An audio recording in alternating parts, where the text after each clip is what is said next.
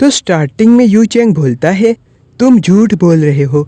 अगर master Teng ताई ने तुम्हें ये बोला होता तो फिर वो भी यहाँ पर होते। तो फिर उसके बाद यू चैंग मिस बिंग को अपने पास बुलाता है, लेकिन तैनियन उसे जाने नहीं देता। और ये देख के यू चैंग को काफ़ी ज़्यादा गुस्सा आ जाता है और वो बोलता है तैनियन तुम्हारी इतनी हिम्मत कि तुम मेरे ऑर्डर को ना मानो। लेकिन तैनियन उसकी फिर भी बात नहीं सुनता, वो मिस बिंग को जाने नहीं देता। तो ये देख के यू चैंग बोलता है क्या तुम्हें लगता है कि तुम मेरे से ज़्यादा पावरफुल हो? तुम्हारे अंदर इतनी हिम्मत है कि तुम मेरे सामने खड़े हो सको? तो फिर उसके बाद यू चैंग तैनियन के ऊपर अटैक करने वाला होता है, लेकिन फिर आवाज़ आती है क्या तुम्हारे अंदर इतनी हिम्मत है कि तुम तैनियन को टच कर पाओ? तो फिर उसके बाद वहाँ पर मास्टर तेंग ताई आ जाते हैं और वो बोलते हैं तुम्हारी इतनी हिम्मत। तो फिर उसके बाद यू चैंग काफ़ी ज़्यादा डर जाता है और वो बोलता है मुझे नहीं पता था कि आपने बोला था। तैनियन ने मुझे बताया था कि आपने बोला था, लेकिन मुझे लगा वो झूठ बोल रहा है, क्योंकि अगर आपने बोला होता तो आप भी यहाँ पर ही होते।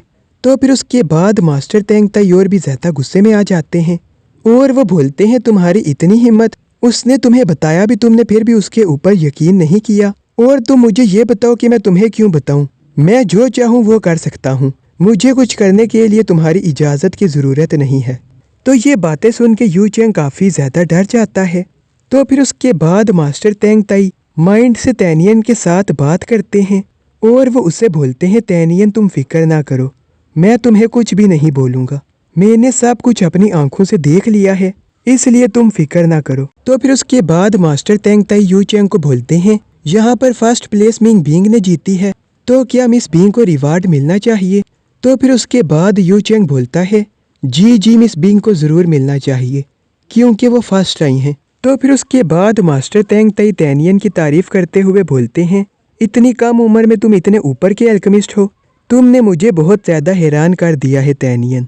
बताओ तुम्हें क्या इनाम चाहिए, मैं तुम्हें सब कुछ दूंगा। तो फिर उसके बाद तैनियन बोलता है क्या सच में मैं जो भी मांगूंगा आप मुझे देंगे?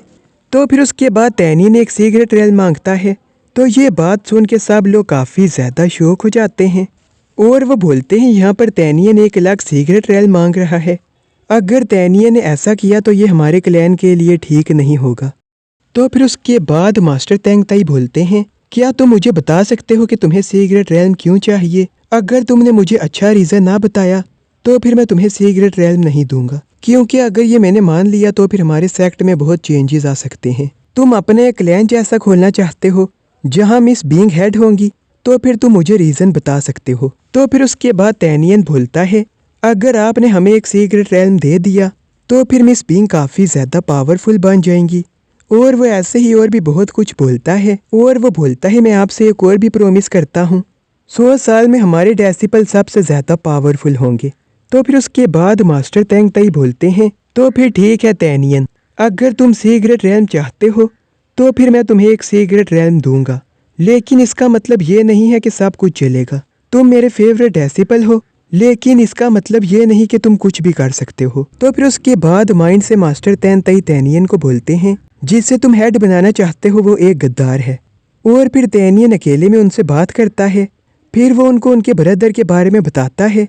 तो ये बात सुन के मास्टर तेंग ताई काफ़ी ज़्यादा शौक हो जाते हैं।